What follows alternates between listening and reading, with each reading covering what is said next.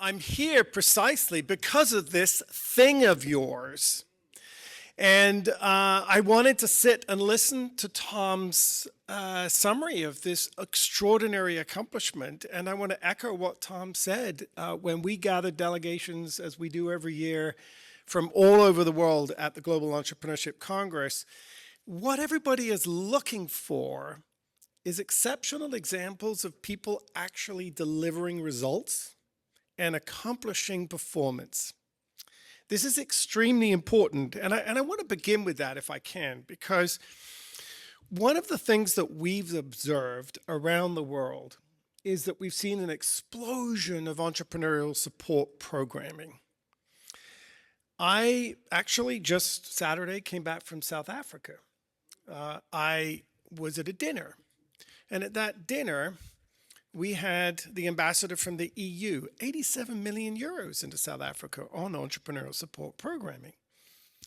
And next to her was somebody else who talked about how the Department of Small Business has invested X million dollars into new firm formation and supporting small businesses. And it went on and on and on around the table. But when I looked at the data as to what was coming out of all that result, I'm sorry, but it just didn't add up.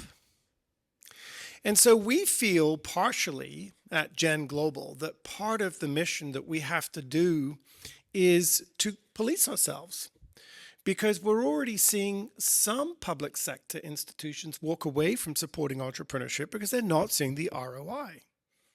So this thing of yours is really important. At Gen, we have something called the Atlas of Policies and Programs. We try to highlight the things that are working. And as North Carolinians, you should be very, very proud of what you've empowered the leadership of NCIDEA to do, because it is ever so important to find methodologies that actually produce the results. Because if we don't, ultimately people will stop supporting what we all believe, namely that we have to invest in programs and policies that increase rates of new firm formation, hopefully to the thousands, as Tom has shown. Because otherwise, I will tell you, we are seeing some communities, some public sector investors, some foundations walk away from the field. And so I want to congratulate you, begin with that. It is one of the anchor points. I got some criticism at our Congress for suggesting that we think that this is actually a responsibility we have as a community, which is to work on how do we improve the performance and assessment of the entrepreneurial support organizations that we're all part of. So it's really wonderful, and that's one of the main reasons I'm here. Of course, I'm also here because of Tom Rue and his team, who are beloved members of our community. You know, Tom, I want to point out something that doesn't really appear very often when people are introducing you or in your bio, but I want to tell you, when Tom was at the Kauffman Foundation, he created a program that you all know called 1 Million Cups. We took that program global under a different brand called Startup Huddle, and we now have 3,000 companies that I don't think would still be in business or sustained were it not for that methodology. And the, quote, idea, it wasn't an NC idea at that time. It was an Ohio idea, I guess, or a Kansas City idea. But the idea, the seed idea for that program came from Tom Root. So, Tom, I want to publicly thank you on behalf of the people all over the world on that program.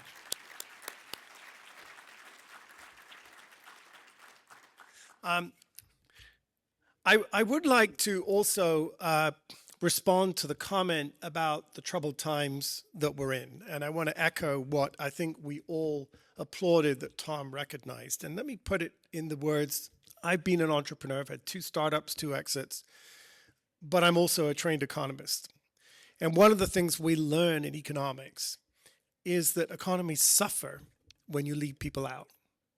So we understand the power of why we should be also making sure that we're serving all communities. And of course, in our work, that means not just all communities in the state, not just all types of demographic groups, that actually means all parts of the world. And in fact, as I open Global Entrepreneurship Week today, it's one of the things that I like to remind people, why do we do this? Why do we start this campaign?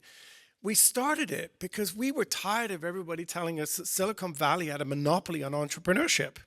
And we decided we had to go to communities, people who had no confidence and no belief in themselves that they could actually accomplish something, and to tell them, you know what, you can do it. You can do it anywhere. We just need to bring you the tools and the methodologies, and most importantly, the confidence to know that you can look around you, you can find problems, you can ideate solutions, you can form teams, you can test them, you can fail the ideas, and you can move on and come up with one that works. And that was the spirit that built Global Entrepreneurship Week. We tried to go into communities as we do today and find people who don't understand what entrepreneurship is, not the people in this room.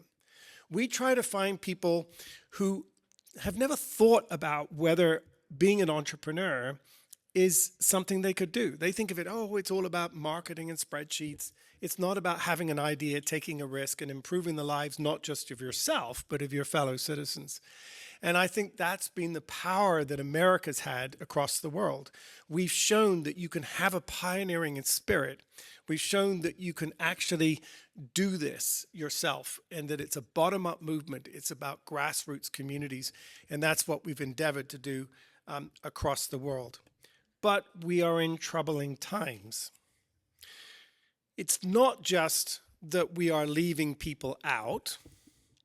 It's also the fact that most of our governments, and I witnessed this firsthand. In fact, on Friday night, I was the dinner speaker for the president of South Africa, which I've done before. And in many of the events we have heads of state and ministers across the world, because they all care about job creation and economic growth, and they support entrepreneurship. At least at the pulpit they do. And one of the things that's troubling for us to observe, though, and I just give you this reporting from the global ecosystem, is that the governments, as we all know, are not getting on with each other. So it's not only that we're living in a set of values that say it's all right to leave people out, we're also living at a time where it's all right to just publicly be rude and disagree with your head of state at other countries. I mean, you know, we do that ourselves in our own White House, and we're seeing it happen in all of the in all of the governments across the world. So what do we do about this?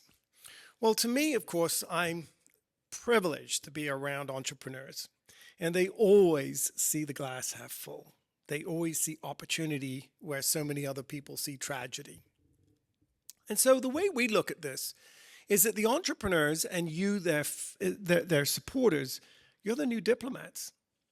Because one thing we all know is that if I took all of you and I took you to where I was on Friday in South Africa, you would get along perfectly well with everybody else there. Because you know what? You like to build, you like to create, you like to help other people build and create. You work in communities where you've got people who are well off, and you work in communities where you've got people who are just, quite frankly, vulnerable and very, very distressed. But the creative process of starting a new company is such an exciting thing for me, because it's a common culture. It is a one-size-fits-all in our community. It's very exciting to observe. So we believe entrepreneurs are the new diplomats. We believe that entrepreneurs have the ability to connect. And if you're interested in creating that connectivity, and by the way, if you don't, and forgive the commercial, Tom, but this is about including people, and we are called the Global Entrepreneurship Network. But if you don't have a profile on our website, go to genglobal.org and create one, because we are rolling out more and more tools to give you free, always, the opportunity to connect with other ecosystem builders, to find founders, to find other communities, to observe what's happening in other parts of the world, and to learn from that experience. But we have a great opportunity, a very powerful opportunity, to be bold, to go break things, to not really sit around and wait for any leadership coming from our governments, but to cooperate, to collaborate. And so Global Entrepreneurship Week's theme this year is Together We Build, which we think is a powerful notion that we believe that we're bigger than the sum of the parts, and that we can overcome some of the disagreements that often our public sector leaders must indeed have with each other, whether it's about who you help and who you don't, or whether it's about tariffs, or whether it's about politics, or whether it's about inequality. The reality is we can't do that. We can't, it's above our pay grade. but the point is what we can do is that we can work together across borders. And those are actually the two things that we are doing at Gen. We have a 10-year plan that we launched in June. We have 5 components of that plan. The plan is we want a massively more productive global ecosystem when it comes to the number of firms created, the number of problems they're solving, and the number of people who are included in that great, exciting renaissance of what it means to be an entrepreneur. And the first part is we want to make sure that we improve the performance of our entrepreneurial support organizations. That's a kind of tough pill to swallow, but we're going to do it. We're going to get out there. We're rolling out new assessment methodologies that will work across the globe. And frankly, we're going to call people out that maybe are not representing the kind of values and standards that are being represented in this room. The second thing is indeed, we're going to foster that connectivity. So I want to stress, we want to encourage you in North Carolina to be part of the global community. 3 other things we're going to be focused on. The first is that we believe it's vitally important that the world needs more entrepreneurs. And that's why we do Global Entrepreneurship Week. It's not about telling you that entrepreneurship is important. You're all evangelists for entrepreneurship. It's about getting you to figure out, how do I have that conversation with my kids?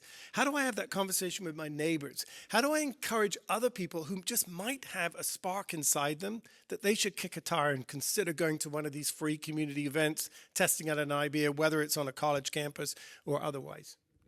The fourth thing that we're really emphasizing is this complete transformation that has to happen in our education system. And this is an important message for all of you. You know, we are dealing with 2 massive forms of disruption. The first disruption I already talked about. It's government is disrupting itself. Okay, we understand that's what's going on. But there's also, of course, disruption coming, as we all know, from AI. As part of the Global Entrepreneurship Congress, we had a sub-summit called Teaching Entrepreneurship in the Post-AI World. But we are seeing those 2 forces completely upending how we do what we do. But don't worry, disruption is not destruction, or at least it needn't be. When we're disrupting, it's really the alchemy that helps us to sort of rebirth, to reborn, to see the efforts that we're doing born in a new and a different way. And so I think the message to you about AI is not what I think we all talk about, which is, wow, what are these tools doing? And, you know, how can it help me and everything else? I think for us in this room, it's the message that's given by our board member, Rebecca Huang, who's a teacher in this at Stanford. And Rebecca always says, every time I start a new class, I realize that half of the things I taught last year is redundant for me to teach now. In fact, she said, I'm becoming more redundant. So we have to think, when we're thinking, how do we help people who are really wanting to be an entrepreneur? They have an idea. How do we inspire them? We've got to think about, how do we do that differently in a world massively disrupted by new technologies? We mustn't be scared of those technologies. We simply have to say, how do we channel what is inevitably a revolution coming our way? How do we channel that in helping us to do our work better? So that's indeed the fourth thing. You know, I do want to emphasize that, you know, at the end of the day, the most important of all of these is the fifth, and it's something which you are already a great example of, but which we are pushing in every single ecosystem, and it's the last and perhaps the most important one. We have to be bolder in our visions. Theme of our Congress in June was the bold change the world, okay? So we should be absolutely ruthless. It doesn't matter. Go out, break things. But have a really big idea. But we have to be disciplined in our delivery, and we have to be measured in our performance. And too often, our communities have been very, very excited that we got the funding to go and do a program, but we're not really delivering excellence, and we're not really measuring performance. So I think those are the key things we look at in the global ecosystem. If we can focus on those 5 things, more entrepreneurs, more connectivity, better excellence in our delivery and measure performance, and initiatives that take advantage of the AI revolution, and then finally making sure that we find new ways to welcome more people into the global ecosystem, that we will see even more performance coming from the global entrepreneurial ecosystem in the future. So I want to wrap up with just a couple of observations around Global Entrepreneurship Week. I will say it is really rewarding. We get the great privilege of getting to observe what's happening around the world. This week, we are doing things big. We're in Europe with all the economic ministers in Europe, frankly, giving them very painful messaging about the fact they have to completely rethink the way they're operating. We've been at the COP climate conference, reminding all the very depressed bunch of people who feel like everybody's abandoned climate change and there's nothing really going on at the government level. I remind them that actually there's about 7 million startups around the world that are all working 24 hours a day, 7 days a week to actually make a difference in reducing our carbon footprint on the world. As I mentioned, we actually are the secretariat for the G20. It's called the Startup 20 now, the engagement group in South Africa, and we're very proud to have delivered a very tough message to policymakers who are ignoring new firm formation, are ignoring the importance of founder first. And I could list across the world. We're working with Junior Achievement in Latin America. They're bringing together all the youth groups, and remarkable things happening this week. But you should take away from this that together we can build, that what you're doing here in North Carolina is extremely powerful. And I walked away from a quote yesterday when I got back from South Africa. I was so happy and excited. Someone mentioned this because it was just key to me to what we have to remember. Nelson Mandela, who you all know was in South Africa, he said, "It seems impossible until it isn't." And I like to remember that. And I'm sure, Tom, when you took this job on, you said, it seems impossible, but it wasn't. So congratulations to NCIDEA on this 20th anniversary. And I really appreciate you letting me take a few minutes with you today. And happy Global Entrepreneurship Week. Many thanks.